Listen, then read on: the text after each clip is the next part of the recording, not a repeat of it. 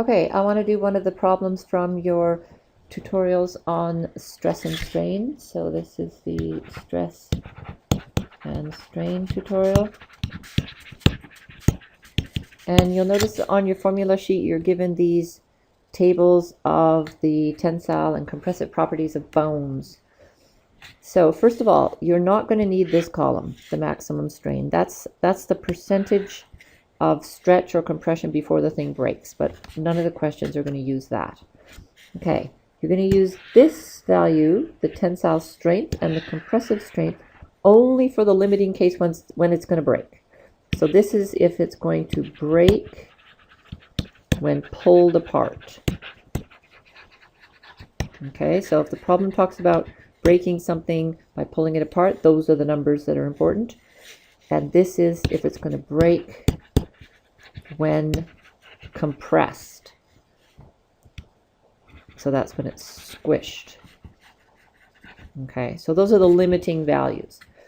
Over here, Young's modulus, that is the constant that relates stress and strain. So Young's modulus is stress divided by strain. And that's the number you're going to use just in the normal range where things, you can stretch them, they'll go back to the way they were before you stretched them, or you can compress them and they'll go back to the way they are. So half the battle is figuring out which of the numbers you're going to use. So let's have a look at one of the questions. This is a question where we have a force applied to the leg of an adult in traction. So that is tension.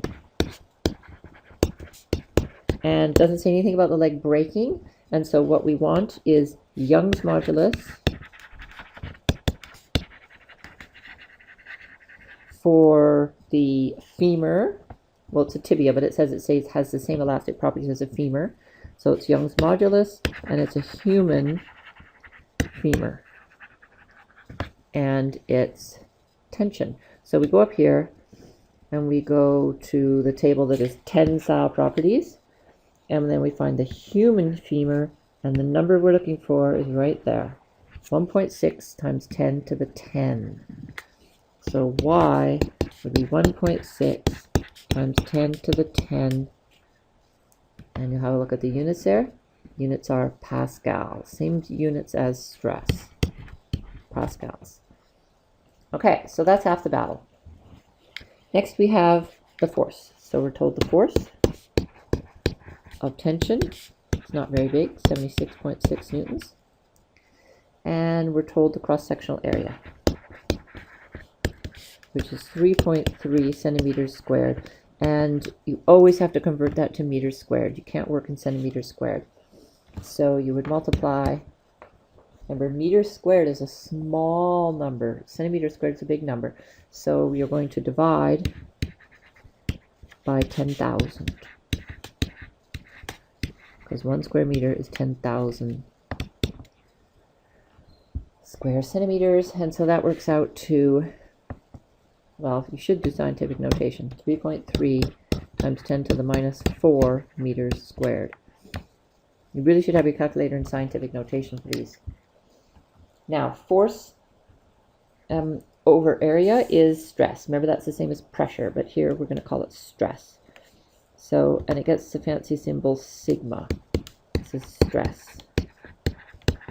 And that's equal to force divided by area. Now you'll notice in my solutions, sometimes I use a T. The textbook that I was getting this from uses a T for force. But if you look at the units, you'll see that whether you call it tension or whether you call it force, it's got to be newtons. And the area has to be in centimeters, in meters squared. And that's how you're going to get pascals. And so this works out to 2.32 times 10 to the 5 newtons per square meter, which is the same as a pascal. Okay, that's our stress. Now we use the equation that relates stress and strain. Young's modulus is equal to stress divided by strain. Strain has to do with how much it stretches.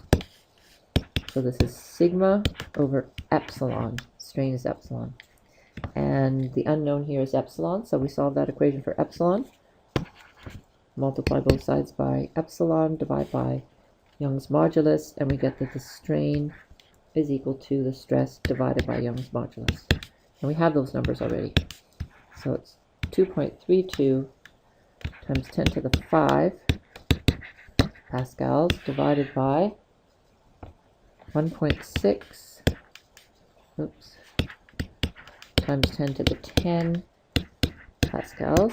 So it's very small. This is how much your tibia would stretch under that traction. It's not going to stretch much. So this is a small number, 1.45 times 10 to the minus 5. Now that doesn't have any units. That's the change in length over the original length. Or you could say that the tibia stretches by, multiply that by 100, and you get 0.00145%. So it's a minuscule amount. And you would have to assume that it goes back to its original length when you take the tension off.